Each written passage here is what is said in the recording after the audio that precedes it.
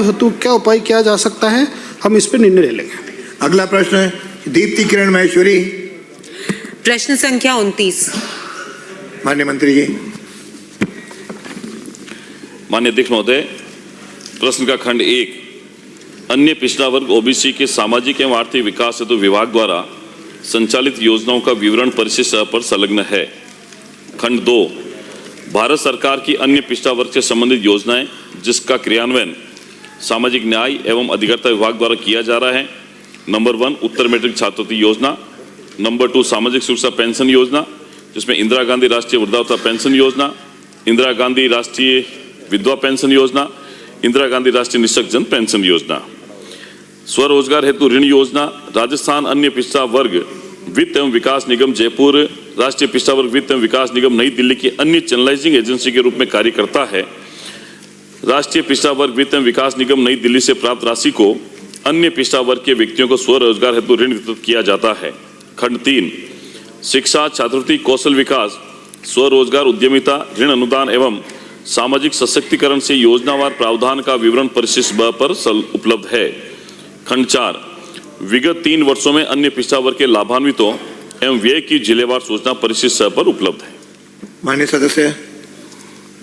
हमारी सरकार ने जो प्रदेश के लिए जन कल्याणकारी एवं आमजन को लाभ देने के लिए योजनाएं चला रखी है, उसमें प्रदेश में ओबीसी वर्ग के आर्थिक रूप से कमजोर परिवारों के लिए विशेष स्किल डेवलपमेंट, सेल्फ एम्प्लॉयमेंट एवं पेंशनर्स की सुविधा के लिए क्या कार्यक्रम संचालित किए जा रहे हैं, उसका विवरण बताएं। माननीय अध्यक्ष महोदय, राजस्थान सरकार के यशस्वी मुख्यमंत्री भजनलाल शर्मा जी के नेतृत्व में पिछले 2 साल में सामाजिक न्याय अधिकारिता विभाग की तरफ से सभी जाति धर्म वर्ग के लोगों के कल्याण के लिए नई योजनाएं बनी, उसका लाभ भी उनको मिल रहा है। कौशल विकास की अगर बात करें तो मैं माननीय सदस्य को अवगत कराना चाहूंगा कि हमारी सरकार के द्वारा 37.50 करोड़ रुपए का प्रावधान उनके स्किल डेवलपमेंट के लिए किया गया है, जिसमें से ओबीसी वर्ग के लिए स्पेशली जो आपने सवाल पूछा उसमें 18.5 करोड़ रुपए जो हैं वो ओबीसी के लिए बच्चों के स्किल डेवलपमेंट के लिए उनके काम किए जा रहे हैं, उनको उसका लाभ भी उनको मिल रहा है। इसके अलावा जो पेंशन की बात आपने पूछी है तो मैं सदन को अवगत कराना चाहूँगा। ये अवगत कराना इसलिए ज़रूरी हो गया है कि पिछले 2 दिन से मैं ये देख रहा हूँ जब से महामहिम राज्यपाल महोदय का अभिभाषण चल रहा है उसमें कुछ माननीय सदस्य ने पेंशन के बारे में जो तथ्य बताए हैं वो निराधार हैं। राजस्थान में वर्तमान में लगभग 91.70 लाख व्यक्ति जो हैं सामाजिक सुरक्षा पेंशन के लाभार्थी हैं।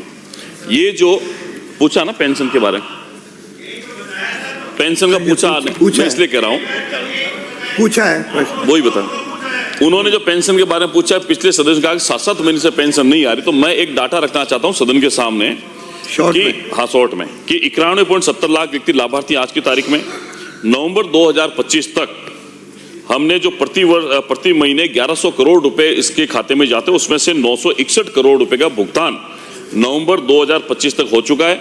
दिसंबर के बिल भी ईसीएस के लिए जा चुके हैं और जो बचा हुआ जो कुछ लाख लोगों का जो पेमेंट है, कहीं उसके जन आधार में बैंक आईएफएससी कोड चेंज होने के कारण से या वेरिफिकेशन नहीं होने के कारण से जिनका वेरिफिकेशन नहीं होता है, उन कुछ लाख लोगों का पेंशन बकाया है वो आजकल के अंदर ही उनका ईसीएस हो जाएगा और नवंबर महीने तक की पेंशन पूरी चली जाएगी और सिर्फ 1 महीने की बकाया है क्योंकि जनवरी चल रहा है, दिसंबर तक की जैसे, और इसके भी दिसंबर 2025 का 1105 करोड़ रुपए का बिल बना करके हमने ईसीएस में भेज दिया है और ये महीना पूरा होने के बाद में वो पेंशन भी आ जाएगी।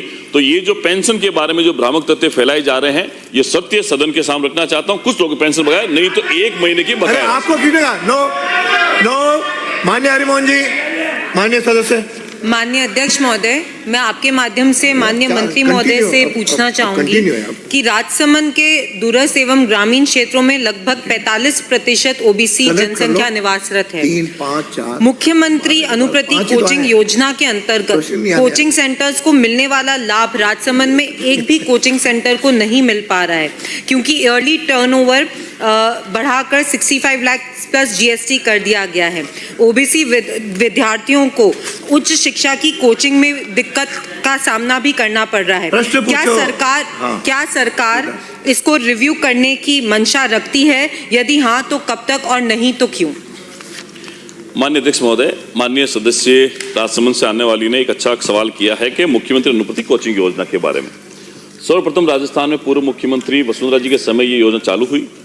उसके बाद 21-22 ने पूर्व सरकार ने भी इसको आगे बढ़ाया और हमारी सरकार आने के बाद में हमने इसमें कुछ सुधार करके इस योजना को नए सुधार के साथ में लागू किया है। अभी राजस्थान के 22 जिलों में लगभग 37 रेपुटेड इंस्टीट्यूट जो हैं उनके माध्यम से इस योजना का लाभ चल रहा है। राजस्थान में अधिकतम 30,000 बच्चों को इस योजना का लाभ मिल रहा है। 24-25 के बच्चे को भी अभी लगभग 20,000 के करीब बच्चे उसमें लाभान्वित हो रहे हैं और 25-26 का भी अभी प्रक्रिया जारी, उसकी प्रोविजनल लिस्ट हमने जारी कर दी है। जो आपने सवाल पूछा है, मेरा रिक्वेस्ट ये है कि इसमें हमने एक क्राइटेरिया तय किया पूर्व में जो स्कीम चल रही थी उसमें कुछ सुधार करने के लिए कि लोगों बच्चे जो हैं अपने राजस्थान के माननीय सदस्य, वो व्यावसायिक पाठ्यक्रमों की प्रवेश परीक्षा और सरकारी नौकरियों आयोजित विभिन्न प्रतियोगी परीक्षाओं के तहत सूचीबद्ध कोचिंग संस्थानों के माध्यम से उत्कृष्ट, प्रभावी, पारदर्शी और परिणाम उन्मुखी तरीके से निःशुल्क कोचिंग प्रदान किया जाना लक्ष्य है। मैं आपको आश्वस्त करता हूं कि हम नया जो हमने सुधार किया है उसमें फिर भी कई कुछ जिले से बच गए हैं जहां पर कोचिंग इंस्टीट्यूट उसमें भाग नहीं ले पा रहे हैं क्योंकि हमने परिणाम उन्मुखी बनाया। फिर भी मैं विधानसभा सत्र के बाद में अधिकारियों के साथ बैठ करके आपको आश्वस्त करता हूं कि उसको रिव्यू करेंगे और जो जन भावना आपकी है, आपके साथ अन्य सदन के सम्मानीय सदस्यों के, उसका ध्यान रखते हुए रिव्यू करने का प्रयास करेंगे ताकि राजस्थान के प्रत्येक जिले में इस योजना का लाभ बच्चों को मिल सके। अगला प्रश्न है, का क्वेश्चन है तो मैं पूछ लेता हूं। माननीय मंत्री जी ने कही कि हमने नवंबर तक के पेंशन भेज दी है। नवंबर तक की जो पेंशन भेजी है वो नवंबर महीने की है या इससे पहले महीनों की भी है?